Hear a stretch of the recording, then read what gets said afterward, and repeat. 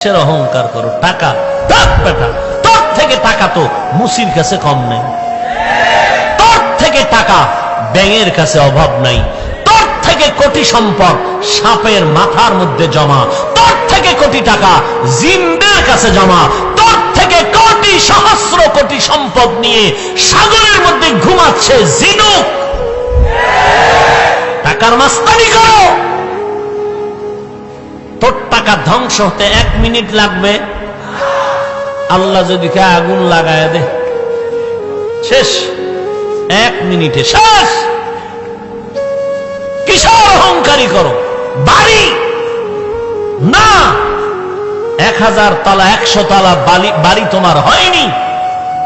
তুমি যদি বাড়ি দিয়ে অহংকারী করো, দুবাইয়ের হোটেলওয়ালারা অহংকারী আগে করবে। কিসের অহংকারী করো? শক্তি কিসের শক্তি? বেটা তোর কর্মচারী তোরে হাত না ধরলে হাঁটতে পারো না, কর্মচারী গরিবের বাচ্চা তোর সহযোগিতা না করলে ভাত খাইতে পারো না, একটা গরিব 3rd ক্লাসের কাজের সন্তান তোর জামা ধুইয়া দেয়, না হয় তুই ময়লা জামা ধুয়ে পড়তে পারো না, একটা কাজের সন্তান তোর জুতা মুছে দেয়, না হয় তুই ভালো জুতা পরতে পারো না, একটা কাজের সন্তান তোর খানা পাকায় দেয়, না হয় তুই খানা পাকায় খাইতে পারো না। তুই কিসের অহংকারী হয়েছো? তোর অহংকার করার সুযোগ নাই, তুই একটা গরিবের বাচ্চার কাছে দুর্বল। দৈনিক 41 বার ইন্না তাইনা সূরা পড়েন, 11 বার আগে দুরূদ শরীফ পড়ে 11 বার দুরূদ শরীফ আমল করেন। দোকানে বসে আছেন 50 বার কুল হুয়াল্লাহ সূরা পড়েন, আগে 5 বার দুরূদ শরীফ, পরে 5 বার দুরূদ শরীফ, এভাবে পড়ে আল্লাহর কাছে চান। আলহামদু সূরাটা ফজরের সুন্নাত 2 রাকাতের পরে ফরজ নামাজের আগে 41 বার আলহামদু সূরাটা পড়েন। পানির মধ্যে দম করেন, পানির মধ্যে আলহামদু সূরা 41 বার পইরা এরপরে পানিটা ঘরের সবাই পান করেন। সূরাতুশ শিফা, সূরা ফাতিহা, আলহামদু সূরা সব রোগের ঔষধের সূরা। হুজুর আলহামদু পড়বো কখন? নামাজই পড়ি না, তের আলহামদুর চিন্তা কি? হাঁটতে চলতেই তেলাওয়াত তেলাওয়াত তেলাওয়াত। ও পর্দার আড়ালের আম্মা জানেরা বোনেরা, ঘরের মধ্যে আসেন, কোরআনের তেলাওয়াত। ফজরের নামাজের পরে সূরা ইয়াসিন তেলাওয়াত করেন, যোহরের নামাজের পরে সূরা আর রহমান তেলাওয়াত করেন, আসরের নামাজের পরে সূরা নাবা তেলাওয়াত করেন। আম্মা ইয়াতাসাআলুন আনিন নাবাইল আযীম আল্লাযী হুম ফীহি মুখতালিফুন। মাগরিবের নামাজের পরে সূরা ওয়াকিয়া, ইযা ওয়াকাতিল ওয়াকিয়া লাইসা লিওয়াকাতিহা কাযিবা। আল্লাহর কসম, লাগাতার যদি আম্মা জানেরা সূরা ওয়াকিয়ার আমল করেন, রিজিকের কষ্ট কোনোদিন হবে না। এশার নামাজের পরে সূরা মুলক, তাবারাকাল্লাযী বিয়াদিহিল মুলক ওয়া হুয়া আলা কুল্লি শাইইন কাদির। তেলাওয়াত বড় মজার, একটা অক্ষর পড়বেন সাথে সাথে 10টা নেক আল্লাহ দান করবেন। তেলাওয়াত শিখেন শিখেন, কত মজা। এই ভাই দোকানে বসে আছেন, কোরআনের তরজমা বাংলা পড়েন, বাংলা তরজমা পড়েন, কয় কিন্নু টাকা নাই, মোবাইল তো দেখেন, ওখানে বাংলা কোরআন ডাউনলোড করেন, কইরা কইরা তরজমা দেখেন। ওয়াইলুল লিকুল্লি হুমাজাতিল লুমাজা তরজমাটা দেখেন, আল কারিআতু মাল কারিআ তরজমাটা বাংলায় পড়েন। কোরআন পড়লে এক মজা, অর্থ জানলে আরেক মজা। যত পড়বে তত মজা, যত শুনবে তত মজা। এর মতো মজার কথা জমিনে আর কোথাও নাই। এই দুনিয়ায় এক কবিতা বারবার ভাল লাগে না, গান ভাল লাগে না, এক বয়ানও ভাল লাগে না। হ্যাঁ, হুজুরে একই বয়ান করে, কিন্তু কোনদিন কইছেন ইমাম সাহেব আলহামদুলিল্লাহ একটু বাদ দিবেন নি? জীবনভর বহু শুনছি, এবার নতুন আর একটা সূরা আলহামদু বাদ দেন। কেউ বলছে? বরং যার কণ্ঠ যত সুন্দর তার তেলাওয়াতে মজাও তত কি। জবান থেকে 3টা গুনাহ সরায়া দাও, মিথ্যা বলা বন্ধ করে দাও, গীবত করা বন্ধ করে দাও, গালাগালি বন্ধ করে দাও। এরপরে 3টা নেক আমল চালু করো। 1 নম্বরে হাঁটতে চলতে উঠতে বসতে কার জিকির করব? এক নম্বরে আল্লাহর জিকির, আল্লাহর জিকির আল্লাহর নামের তাসবিহ পড়ো, সুবহানাল্লাহি ওয়া বিহামদিহি সুবহানাল্লাহিল আযীম, সুবহানাল্লাহি ওয়া বিহামদিহি সুবহানাল্লাহিল আযীম। পারা যাবেনি? আল্লাহ আমাদের কবুল করেন। দুই নাম্বার, আল্লাহর জিকিরের পরে কোরআন তেলাওয়াত করো। আল্লাহর কোরআনের তেলাওয়াত আল্লাহ পাওয়ার যত মাধ্যম আছে এর মধ্যে দুইটা মাধ্যম বড় মারাত্মক গভীর। এক নম্বরে নামাজ, দুই নম্বরে কোরআনের তেলাওয়াত। বেশি বেশি কোরআন তেলাওয়াত করো। যদি কেউ বলেন হুজুর কোরআন তেলাওয়াত জানি না, কোরআন শরীফের যে কোনো সূরা পারেন ওটাই পড়তে থাকেন, আর কোরআনটা শিখার জন্য চেষ্টা করেন। দৈনিক 1 ঘন্টা সময় মাদ্রাসার কোনো হাফেজ সাহেব অথবা মসজিদের ইমাম সাহেব মুয়াজ্জিন সাহেবকে সময় দেন। ফজরের নামাজের পরে 1 ঘন্টা, না হয় এশার নামাজের পর ঘুমের আগে 1 ঘন্টা সময় দেন। 2-3 মাসের বেশি লাগবে না আল্লাহর কোরআন শিখার জন্য। 1 নম্বরে জিকির করো, 2 নম্বরে কোরআনের তেলাওয়াত করো। কিছু পারো না বাবা, আলহামদু সূরাটা পড়ো। কিছুই পারো না তুমি বিসমিল্লাহির রহমানির রহিম পড়ো। এক একটা অক্ষরে 10টা নেক আল্লাহ দান করবেন। 1 নাম্বার গেল আল্লাহর জিকির, 2 নম্বরে কোরআনের তেলাওয়াত। মুমিনের 2টা গুণ, ইজা যুকিরাল্লাহু ওয়াজিলাত কুলুবুহুম ওয়া ইজা তুলিয়াত আলাইহিম আয়াতুহু যাদাতুহুম ঈমানা। 2 নাম্বার মুমিনের গুণ হলো যখন তার সামনে কোরআন তেলাওয়াত করা হবে তখন তার তার ঈমানটা তাজা হয়ে যাবে। ঈমান যার যত তাজা তার হালাত ততই তাজা। ওই বান্দার ঈমানের পাওয়ারই চশমা লাগায় দেখে জাহান্নাম তার পাশে হাজির। ওই বান্দা জাহান্নামের আয়াতগুলো শুনলে চোখের পানি ধরে রাখতে পারে না। ওই বান্দার সামনে জাহান্নামের তেলাওয়াত গুলো করলে চোখের পানি ধরে রাখতে পারে না।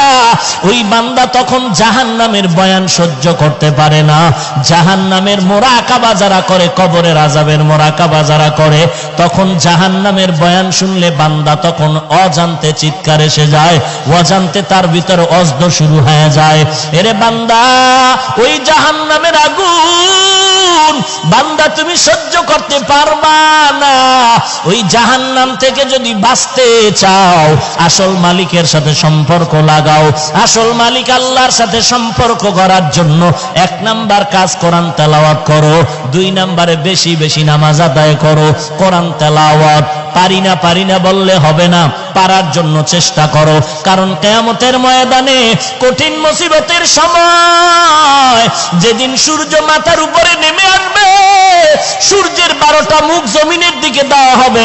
আল্লাহ বলবেন সূর্য তোর যত তাপ আছে জমিনে ছেড়ে দে, সূর্যের তাপে জমিনটা তামা হয়ে যাবে।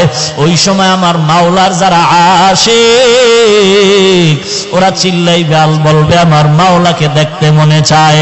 আল্লাহ অর্ডার করবে, রে ফেরেশতা আমার বান্দাগুলোর নূরের তৈরি আরশে আজিমের কাছে নিয়ে যাও, ওখানে ছায়ায় বসায় দাও। আমি আল্লাহ আমার খাস আশিক বান্দাদের সাথে আমি নূরের পর্দা উঠাইয়া মোলাকাতের ব্যবস্থা করব। এখন আমরা 3টা খারাপ কাজ থেকে জবানকে বাঁচায় কি কষ্টে লাগাবো না, আরো 3টা কাজ করব। এতক্ষণ হলো 3টা করা যাবে না। 3টা করা মনে আছে কি? 1 নম্বরে, 2 নম্বরে গালাগালি, 3 নম্বরে গীবত শিকায়াত। এখন বলবো 3টা কাজ করতে হবে। কয়টা কাজ? 3টা কাজ। আগে বললাম 3টা করা, এখন বলবো 3টা কি পারমু 3টা বলতে? সময় দিবেন? আল্লাহ কবুল করেন। সংক্ষেপে বলছি, 1 নাম্বার জবান দ্বারা আল্লাহর জিকির করো। কার জিকির? লা ইলাহা ইল্লাল্লাহ, লা ইলাহা ইল্লাল্লাহ, লা ইলাহা ইল্লাল্লাহ। কার জিকির? করবনি আমরা হাঁটতে চলতে সব সময় কার জিকির? আল্লাযীনা ইয়াযকুরুনাল্লাহা কিয়ামান ওয়া কুউদান ওয়া আলা জুনুবিহিম ويتفكرون في خلق السماوات والأرض ربنا ما خلقت هذا باطلا سبحانك فقنا عذاب النار হাঁটতে চলতে উঠতে বসতে কার জিকির করব? জিকিরের অনেক অর্থ, এর মধ্যে একটা মূল অর্থ আছে, ভালো করে মনে রাখবেন। প্রত্যেকটা আরবি শব্দের অনেক অর্থ হতে পারে, তবে মূল অর্থ একটা। মূল অর্থ কয়টা? জিকিরের মূল অর্থ একটা, রূপক অর্থ অনেক। জিকিরের মূল অর্থ হলো হুয়া তালাফফুযু বিল লিসান, লিসানের দ্বারা আল্লাহর জাতের নাম উচ্চারণ করা হলো আসল জিকির। জিকিরের এক অর্থ নামাজ, এটা মূল অর্থ না রূপক অর্থ। জিকিরের এক অর্থ কোরআন তেলাওয়াত, এটা মূল অর্থ না রূপক অর্থে তেলাওয়াত। জিকিরের মূল অর্থ হলো আল্লাহর জাতি নাম জবানে উচ্চারণ করা। এই জিকির সব সময় করো, আস্তে করো, জোরে করো, চালাও। আর মুমিনের গুণ হলো যখন বান্দার সামনে জিকির হবে তখন কলবের মধ্যে জালজালা শুরু হয়ে যাবে।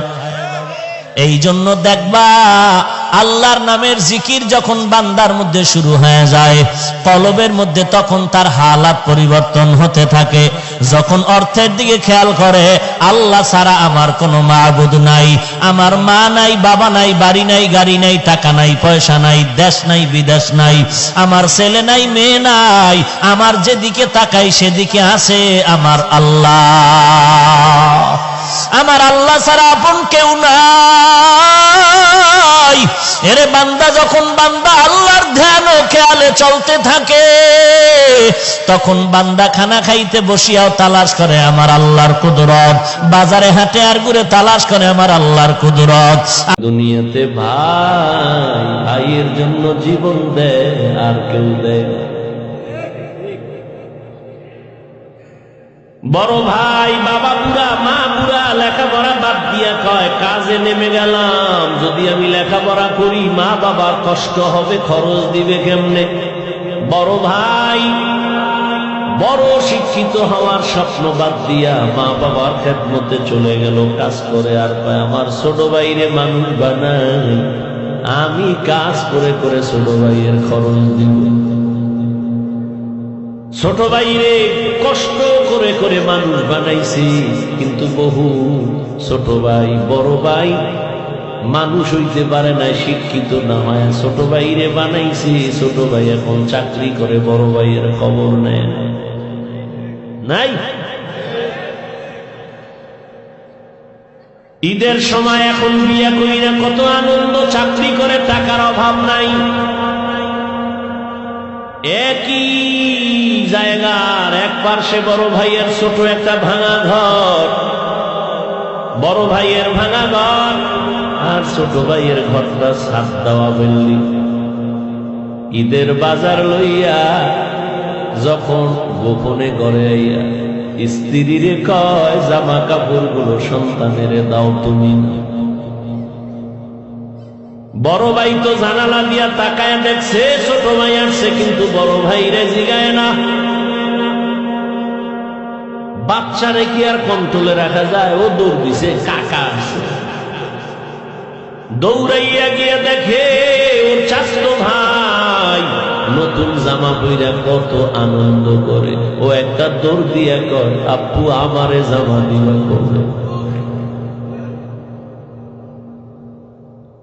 বাবা এই কথা শুই না চোখের পানি ছেড়ে কান্না করে, আর বুকে জড়ায় কয় বাবা কাঁদিস না, আল্লাহ যেদিন তৌফিক দিবে সেদিন তোরে জামা কাপড় দিবে। এমন নিমক হারাম বড় বাইরে জিগায় না, কোনো খোঁজ খবর নেয় না, কিন্তু বড় ভাই বাবার সমতুল্য, এত দূরে দূরে রাখে বড় ভাইরে ছোট ভাই। হঠাৎ করে রাতে 3টায় টেলিফোন আসছে, কে তুমি? বলে ভাইয়া আমি তোমার ছোট ভাই। এই রাত্রে কেন ফোন? আমারে চৌরাস্তায় একদল গুন্ডারা আমারে ধরছে। বড় ভাই কাঁচা ঘুমের মধ্যে একটা লাফ দিয়ে দৌড় দিছে, আয় দাঁড়া আমি আসতেছি। বড় ভাই কষ্টের কথা মনে রাখে না, একটা দৌড় দিয়া সামনে গিয়া এভাবে হাত বের করে বুকটা দিয়া কয়, যত মার মারতে চাও আমারে মার, আমার ছোট ভাইয়ের গায়ে হাত দিবি না। কারণ ওর প্রস্রাব আমি গায়ে লাগাইছি, ওর প্রস্রাব আমি গায়ে লাগাই ওরে বড় বানাইছি, না খাইয়া ওরে খাওয়াইছি, আমারে মার, ওরে মারবি না।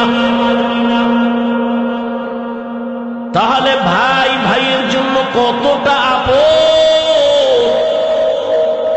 আল্লাহ বুঝায় দেয়। কিয়ামতের দিন এত কলিজার আপন ভাইটাও কোনো পরিচয় দিবে না, পালাতে থাকবে।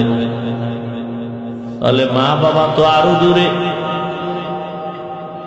ও আল্লাহর বান্দারা,